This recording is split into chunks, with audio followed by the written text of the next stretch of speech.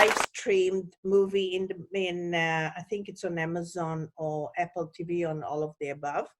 And with me tonight is one who's an incredible, dear person who I love so much, and I'm so excited to have her again with us. And it's Lana, who is playing this incredible character, which is so real. You really have to see her because it's a very difficult character in this movie, and she really brings a certain reality to it that blew me away.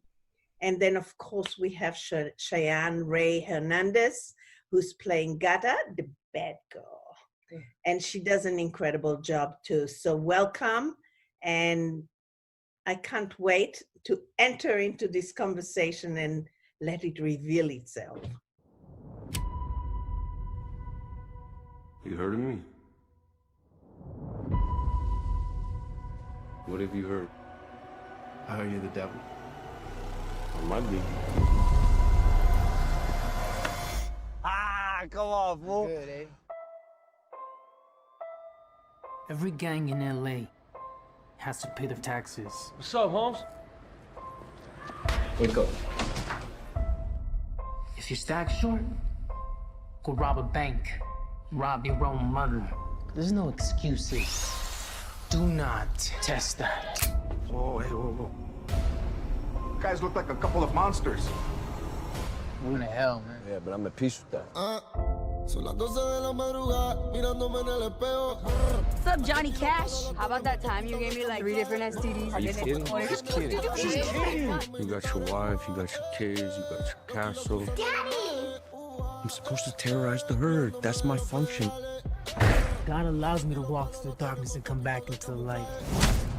What did you see in me? I heard that you were this big bad gangster. You're taxing 43 different street gangs. That's thousands of dudes in the most violent subculture in Los Angeles. The count's short. Who are you? I'm the future, and you the past. Got your kids. You want to buy them back? You don't think he wants to spill blood? He wants to cut your heart up. Can't run with what's left. I got a 380 on each ankle, 38 in my right, 25 in my left, chopper in the trunk, Glock in my belt. I'm on it.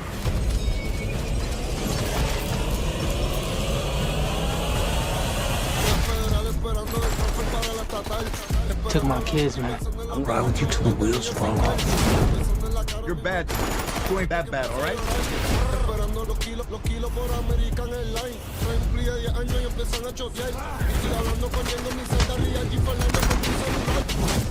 Open your mouth. He'll splatter your brains out. I don't want that.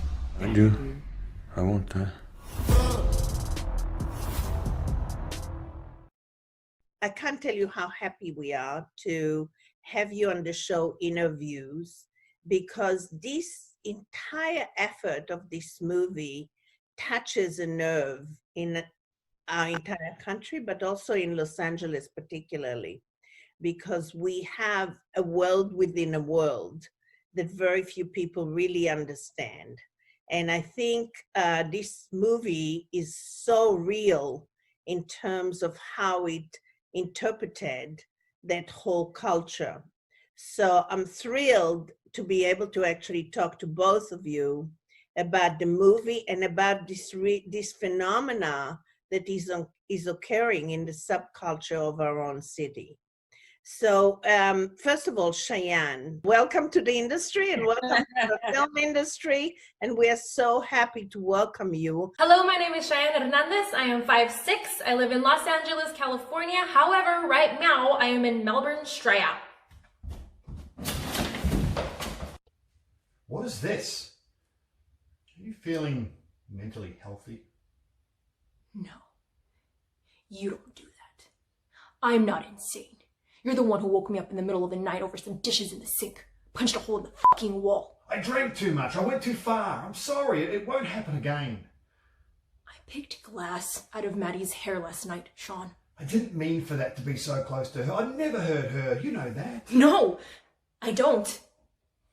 I pay the bills. I let you mooch off me. If you walk out, you'll have no one. I know that, Sean.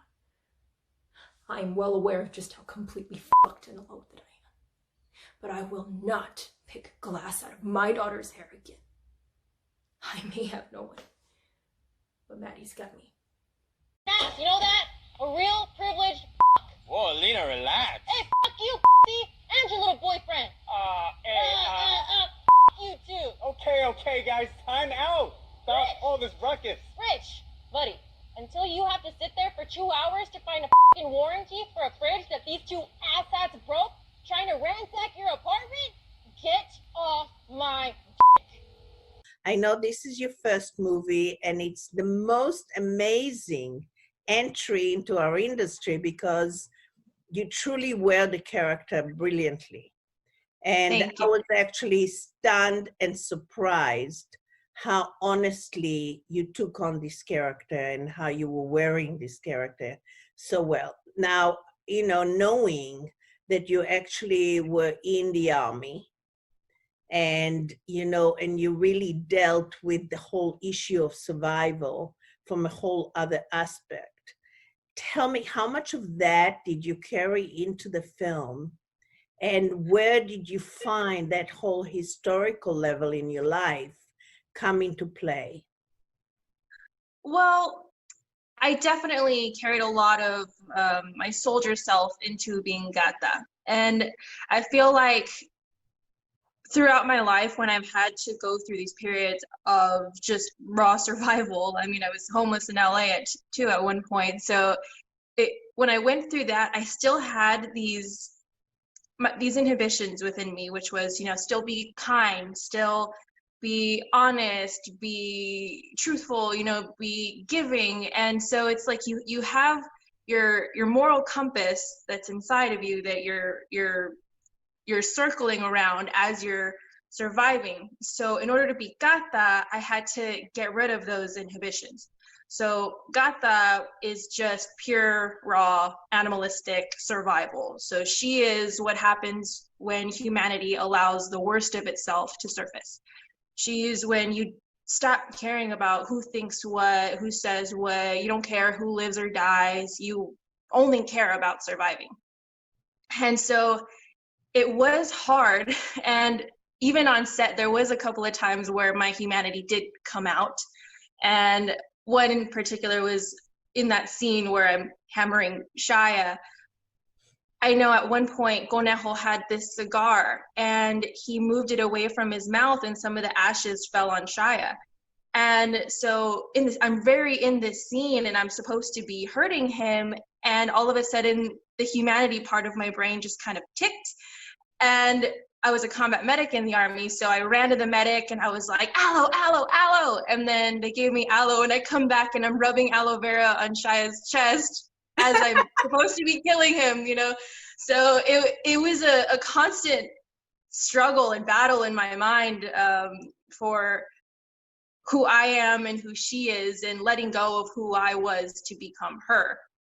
But the soldier part came in when it was dealing with weapons, when it was thinking about this dog-eat-dog world, because when I was in the military, it was really hard. It was survival. I was one of the only females in an infantry unit. So it was a struggle every day to be myself. And so I wound up choosing not to be.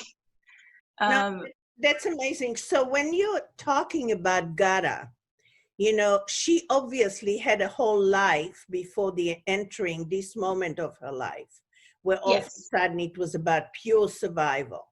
And she had to survive no matter what. And the only way she knew how is by eliminating any kind of conflict that could be dangerous. But who was Gata before in terms of your perception of the character? Well, I actually have journals of her past life. That was the amazing thing about working with David Ayer, is he gives you this character, but he allows you to write their past so that it can be authentic. It can be real for you when you're on camera. So I have journals of where she was sold. She was sold and she was used. And so she took what she thought was her weakness, which is, you know, people wanted her because she was cute, she was pretty. And so when she was sold, she was used a lot. And So in order to kind of take back her power, she decided, I'm going to use my sexuality as a weapon now. And so everybody else around her became her toy. She was no longer anybody else's toy.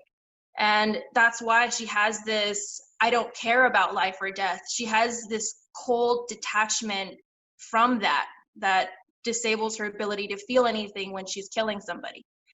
And that's really interesting. And Lana, you can jump in, but I know, for instance, I've been working with the Congress and the Senate and the government for years and years and years against sex trafficking.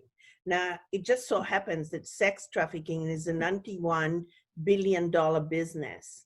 And right now in California, we have 600 girls who are in prison for life without parole, most of them colored. They were actually put in jail as teenagers and preteens. They were sold, raped, tortured, and whatever by their pimps.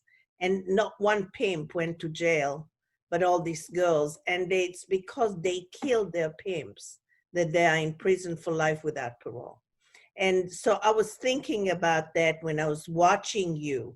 Now, what I find when I visit them in prison is that they've put such a shield, they feel nothing, you know? And I felt that from you, and I was wondering, where the hell did you get that? I mean, it's not like I've seen you over there, you know? So. Yeah. The thing is when I saw Gatha's role, she didn't have too many lines or anything, but she was this cold, calculated killer. And I had to understand, how does somebody get that demented? What happened to her to make that justifiable in her head? So I gave her that backstory of she was used and she killed her own father because her father was the one who sold her because she wasn't doing what he wanted as far as joining the gang, and he killed her mother. So there was this whole backstory on what exactly twisted her from the inside out to make her that way. And I lived it. I told myself every single day that that was my life. And so I began to see people differently. And a lot of friends around me, Lana included, saw these changes and they were worried about me. I remember several times Lana reaching out saying, I'm worried about you, I'm thinking about you, are you okay? And I just had this shadow over me that I could not get rid of. Yeah. And even after the movie wrapped, I dove so deep into this crazy world that Gatha was a part of, where it was almost like I didn't want to speak to my own father. I didn't want to, it was so real for me that it was crazy. Well, But I notice like with Cheysnne, especially because this is her first movie and she's, sort of young in this industry and in acting, and she's like, starting out, and she's really diving into this character, which is so great. And when the movie was over, it was like she got stuck in Gatha for a while. And I understand that because I come from a semi-method background, and, I still battle with like elements of Evil Queen Regina. I played her for 7 years, right? So I have to still like, wait, that's not me, that's her. But I was concerned. I was very concerned for Cheysnne because I saw her sort of stepping in. She stepped so far deep into Gatha that you can still see Cheysnne. I mean, if you see her, she's like this bubbly, loving, medic, caretaker. She's a great friend, a good sister. I can say it's funny because I'm from the other side of the family, but we found each other. But no, absolutely. But and talk about that, some more in a second, Lana, because what I found interesting about your character that really blew me away, and what I said to you, oh my God, what a departure, because this is a world that behind closed doors, it's a family that has religion. They sit around the breakfast table and they hold hands and they say prayers. They are waking up in the bedroom and the little daughter runs up and she has a loose tooth, I mean, all these lovely things about a family. And then you are there. And it was so interesting to me because the reality of the machismo was something that was emerging even behind closed doors. And I could see in your character, you know, reacting but not reacting and accepting, you know? And so my question to you is, you knew that behind those closed doors, there's a jungle. And that jungle is actually the survival that pays the bills and gives you the home and gives you all the opportunities. And you kept being kind of like this, the center of the nervous system that kept everything in the family real in a different way. So it was about the family. So what was your point of view in terms of the character, knowing that behind that closed door is the jungle that you're really facing every second of every day? Yeah, well, the challenging part of that was her talk about a moral compass was Favi's moral compass, which is she's kind of married into this, you know, she Right. is the sister of David's wife. So it's like she's single, she has a kid, she has a very hard time finding love for herself. She is very family oriented, and this is her little sister, and she is very concerned about, you know, where can this lead, and yet she benefits from it. So it's like there's only so much that she can say without also getting herself in trouble. It's a scary world. You can't, you know, I grew up more around the Italian mafia, which is like what I can relate it to. Right, I related to that too. I was thinking about that, like the 20s Yeah. and the 30s and the 40s and the mafia and Al Capone and all that stuff. Yeah, and you grow up around that, and where I'm from, you know, they were our neighbors, and it's just, you know what not to say. You know, when you see something, you don't repeat it. You know, so that for me was kind of like what I brought to the character, because I knew that, you know, there were some moments where it was a little bit, you know, not everything made it into the film, but there was a scene that didn't make it into the film where you got a little taste of how Favi felt about her brother-in-law, David. And there was a very evident dislike for him and what he does. There was a judgment, and yet, you know, she still loves him, but she resents him, and she's really fearful for her sister more than anything, and the family as a whole, and trying to keep everyone together. But she also, you know, she also is envious of it too. She's also envious of the life that her younger sister has. She wants it, yet she doesn't want it like that. She wants love, she wants the big house, she wants the money, but she doesn't want it in that world. You know, so there was a part of that that was there in the character. I don't think we saw it in the scene because it wasn't really, it didn't make it into the film, but there was a bit of that beginning of the dinner scene where that conversation was taking place, and you can see it with looks and the exchange between David and Favi and her sister and Favi. And you can see that there was like this envy, yet protection. She was constantly conflicted with, you know, her feelings about her sister, the situation, and her own needs. So it was a very complex, layered character that I had a great time playing. And then later you see when David actually pays for the quinceañera just for her daughter, you see that she's really kind, and she's thankful and grateful, and she's trying to sort of, you know, I guess, accept him on some level. That was my backstory. There was a lot of stuff that we have, like Cheysnne was talking about, like David said, you know, here, do what you want with this character, and then he would have conversations with us about it. But I'm not sure if all of that was prevalent in the performance. I think yes, so. it was, because there were moments where I saw your conflict in your eyes, because you were kind of like looking at him and looking at her. Yeah. and looking at the little girl. Yeah. It was so weird, just the way you looked at them. And I think it really did come from within, because something made you think about, what is this? What is this? You know? And Yeah, it was for so sure. prevalent, even though it was so subtle, I loved it. Thank you. Because it's that what I would love to see more from actors, is this the language from the eyes that tell you more than dialogue ever does, you know? Yeah. And Well, she said so much in one word. And when I saw the movie, I know. and you said the part where, okay, so when Bobby's, David is giving Fabi a whole bunch of crap at the table, and then Fabi says, Alexis, it's just with that one word that just says, like, that Fabi has complained to Alexis a million times about all of this, and she's kind of telling Alexis, like, if you don't shut him up, I will. I will say everything that is not being said right now. And so when you said that, I was like,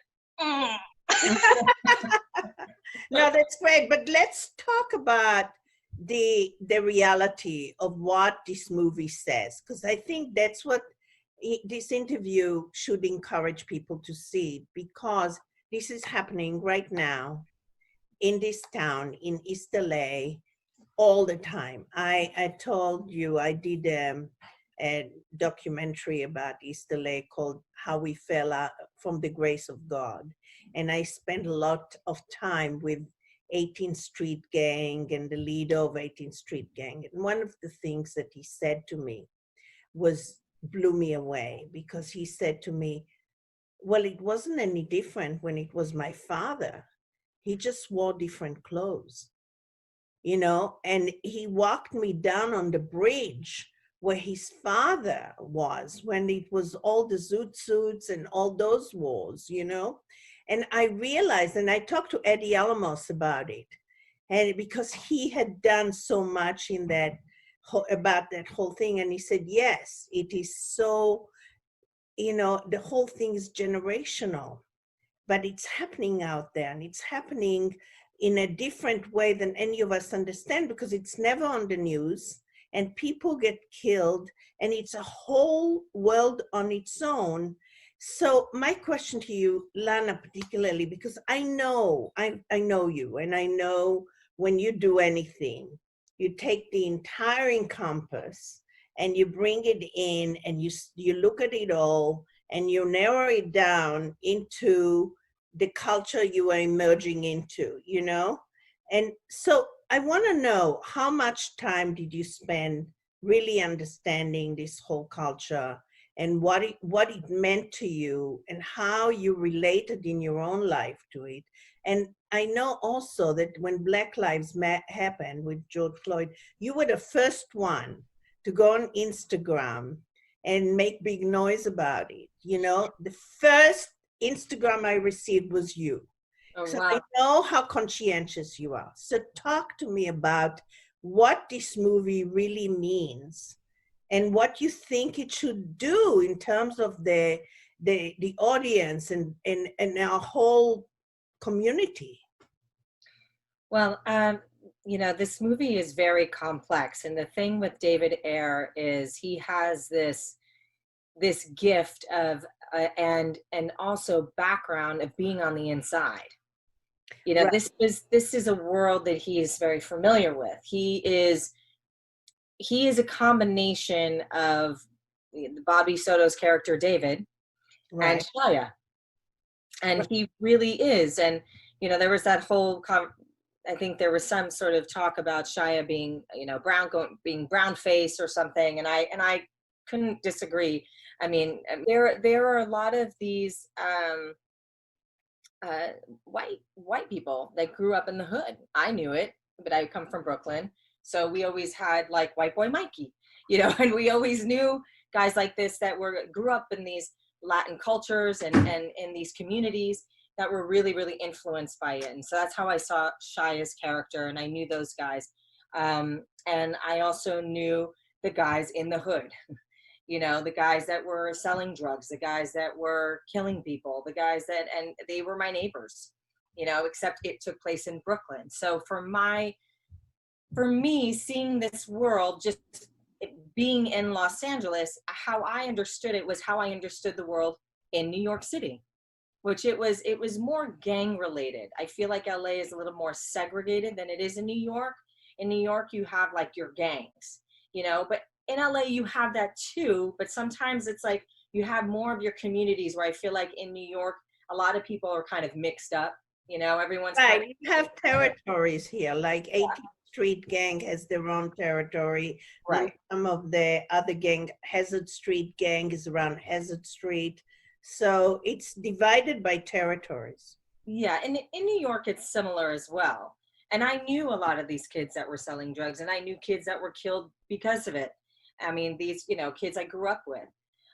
So for me, when I read this film, it was like, wow, I finally get to be in something that no one's ever seen me do, but it's a world Right. that I understand so deeply because I grew up in it.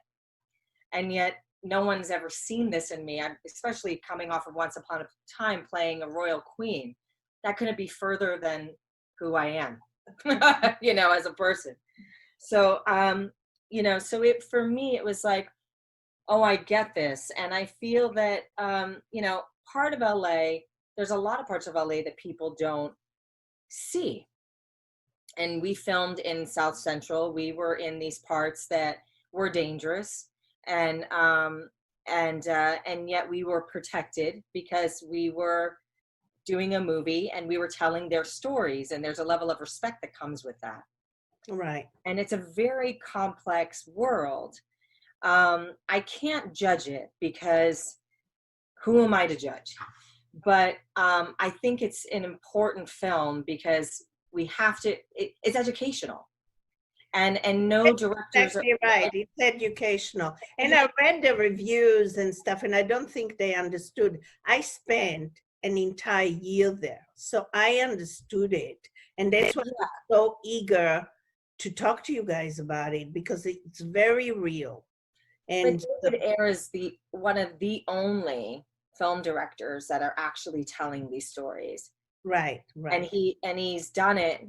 You know, if you just look at his previous films like End of Watch and also Training Day, like these are all his films that are, you know, about a world that he grew up in, that he is very passionate about. He loves the Mexican culture. He loves the Latino community. He's a white man, but he feels like he's Mexican. You know, I mean, he really speaks Spanish. He loves Mexican food. You're like, this man is a Mexican man trapped in a white boy's body. And and he really is the only film director I know that are telling these stories. And it's important stories, because sometimes when you're not Latino, you actually have an outsider's point of view that's more accurate, because Right. you see all the innuendos and all the colors, and you touch all the spots, the hot spots. But Cheysnne, so we know, when this obviously is your first film, but you've had quite a journey getting here. So I think you have a lot to give to the screen and to movies because of your own journey. I know not just about the army, but I know that you had some real tragedies, but you took the risk to come to Los Angeles because you felt that this industry as an artist is your life, for the rest of your life. So tell me about that journey, because I know that you went through such trauma that it changed your life. Yeah, I honestly feel, and I just told David this the other day, that I owe my life to him. I really do, because I feel like I was on a very bad path before. My brothers, if you read, were killed by a drunk driver. And so when that happened, I was very suicidal. I was still in the military, and they put me on very heavy medication just to kind of make me less crazy. And it made me feel more crazy. I became a zombie. I didn't feel anything anymore. I was alive but not living. I tried to commit suicide a couple of times. And I didn't want to be on this planet anymore. It was just as simple as that. I felt like before, it was when I thought of having kids and getting married and having a life, it was my brothers, their kids were going to be there too. You know, it was going to be our family parties. It was going to be, we're going to have the quinceañeras together, where everything was with them. And I had this picture of what my life was going to be. And my little brother and I, we were going to be on the big screen together. And he was going to join the military and he was going to get stationed with me. So when that life just no longer existed, I didn't have a plan B. And so I fell into a pretty dark place. And then when I realized that I wasn't keeping my promise to my brother, I had promised him when he passed that I would do this for both of us, that I would live out all of our dreams. So I still have to get a pilot's license as well for my big brother Joshua, because he died really wanted to do that. And so I realized I'm not keeping my promises. If they're watching me, they are angry because they were watching me just wither away. And so when I moved to LA, it was one of those things where it was like, either I'm going to die or I'm going to go do this. And I went, and it just started happening. And yeah, I was homeless for a while. It was hard. But I had this feeling of, and the best way I can describe this is I felt when I was on the right path and I did something closer to getting me here, I felt like there was air in my veins. And I felt like I was just going to fly up at any moment. And that's how I knew, stay on this path. You're doing something right. You're doing something right. And then it was like I would meet people and I would see something in them that I can't explain. And then one of them was my acting coach, and she just saw something in me, and she's like, I see something in you. I think that we can do something. And then she introduced me to my manager, and he said the same thing. And then David Ayer said the same thing. And then Lana said the same thing. And it was like I have these soul connections with people that let me know I am exactly where I'm supposed to be. And Lana pulled me out even more of that dark place that I was in, because even through Tax Collector, I was in a really dark place. After Tax Collector, really dark place. And I felt like Lana and our best friend Trish, they just loved me through it. And I felt like I was existing. And then now I'm where I'm supposed to be because of love. Like I was a soldier, so I had combat boot calluses. I didn't know how to walk in heels. Lana taught me how to walk in heels on set. And I would stay the night at Lana's house. And, you know, some women, they can be petty. You know, if they're going to teach you something, they're going to make sure that you feel less than them as they're teaching you. Lana, we would wake up and she would just be very, very sweet and go see me doing my makeup and then say, well, this is how I do my makeup. And then she would do her makeup. And I didn't feel like she was like, no, you're doing it wrong. I felt like I never had a big sister. And I felt like Lana was just being my big sister. She was teaching me how to put on makeup. She was teaching me she's still teaching me etiquette. Doesn't always pan out, right? But you're doing great. Beautiful. It's so beautiful. I mean, the first time that I met Lana, I felt like I was meeting somebody with his heart as big as an entire nation, you know, and it's so beautiful, Lana, that you really reached out, and it's what it's all about, you know, if we can all just reach out to each other and help each other through difficult moments, we all win, because what else is there, you know? So how's your life now? I mean, have you been able to find a place and people, and is your life? I still have Lana and Trish. They are, when I get married one day, they're going to be in the wedding. That's how much I love them. But I think that through Tax Collector, I learned how to love. I learned how to love myself. I learned how to love other people and let other people love me. That took a bit. Like I know on set, Bobby Soto, he would come up and hug me, and I would kind of just tense up, and he'd go, "Love me back." And so I'm like, okay. And so I had to learn how to be comfortable again in my own skin on set. And then after that, it was like I don't know, I was just more open to life. I feel like I was just guilty. I was guilty that I was alive and my brothers weren't. You know, I was guilty that every time I smiled, every time I laughed, I just felt this overwhelming guilt. And now I feel like I've learned to live my life and enjoy my life and to look up and be like, did you see that? Did you see that? You know, and so I still talk to them all the time, but I feel like because of this, I've met my partner, Simon, who I absolutely adore. I've been with him for almost 2 years now. And I feel like because of Lana, because of David, because of the whole cast of the movie, I was able to love myself and respect somebody else. And it's opened so many more doors. And I feel like who I was before was this, I would put up a wall, I would put on a mask, and people could tell that I wasn't authentic. They could tell that I wasn't really myself. And I feel like I've gotten so much further by some of the stuff I say may be shocking and everybody in the room will be like, what did she just say? But it is me, you know, so. No, it's beautiful. And so what's happening now? What are you doing next? COVID's affected so much. Oh my God, tell me about it. Oh my God, oh my God. But I am so much better when I can be in front of people. So the fact that all of my meetings are on Zoom and stuff, it's really hard. But I'm doing what I can. I'm looking at a couple of projects, nothing set in stone, but I'm just seeing where it goes. Well, if there's anything we can do to help, we are very happy to help. You have my number, or Lana will give you my number. Yeah. I'm really happy to help in any way I can. No, thank you. It's really wonderful that you've gone through this.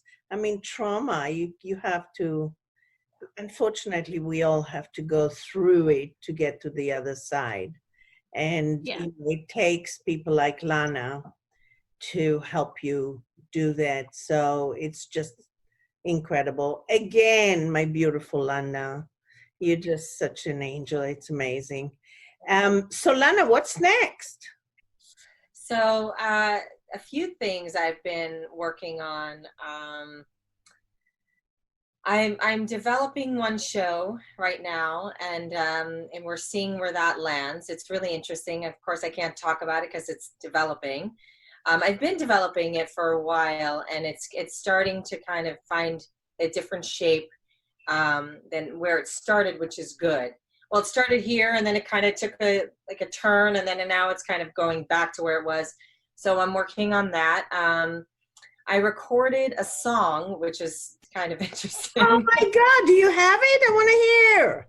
So the DJ, his name is Glow Vibes, and he's Italian, and he asked me if I wanted to lay down some tracks for him, some song, and I was like, oh my God, okay, sure. Let me read the lyrics. And I read the lyrics, and I read it, and I was like, yeah, let's play. So now it's like dance house music from the 90s.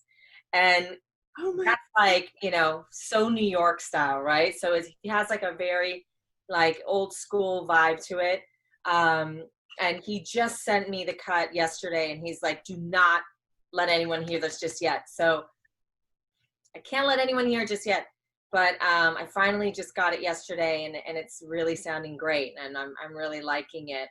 You know, when you sang before, I was like, we talked about that. Yeah. I mean, I love it. I just love glad you're doing that. Thank you. Thank you. Oh, and that's wonderful. It's so, you know, it's been this like, it's one of those things where you just don't let opportunities pass you by. Exactly. You know, something came to me, and I had a choice, and I thought, well, why not just go for it? You know, so I did. And during COVID, it's an opportunity to try new things. I started a t-shirt sort of streetwear line called Keep It Regal, and I love it. People are really responding well to it. You can find it at keepitregal.net or keepitregal.com now will take you to the other website. So that's doing well, and I'm having fun designing shirts and sweatsuits and things like that. So, and hoodies. I love it. I love it. So I'm trying to branch outside of my acting career and try other things, and seeing if, whatever lands, and just being creative is the most important thing for me. So I think the industry is beginning to figure out how to do productions in this period, because I don't think the virus is about to leave us. I think we're still having to go through some changes. But the key is just to be loving and caring and reach out to each other and try to promote each other. And, and we're here for you, and you know that. So this is all going to be good. It's all going to be good. But this movie definitely should get people to watch it, because it definitely unveils the realities that we need to unveil in our community. And it's not only here, it's in New York as well, and everywhere in Texas and all of that. So I think it's really important. I think you guys did a brilliant job. I mean, the acting in this movie, and Shia, oh my God, he creeped me out. But anyway, and David, I mean, he was brilliant. So, Bobby, I call him David because that's his character's name. But, I think you guys did a brilliant job on this. And I think it deserves genuine attention. And also it deserves the Academy to really focus, because the characters were beyond real. And I just have to congratulate you, really. Thank you. So thank you so much for coming on Interview and on Cinema, and I love you. And Cheysnne, you're going to have a wonderful future. You are. Thank you so much. Blessings. And Lana, I love you to death. I love you. Thank you. So good to see you. Thank you.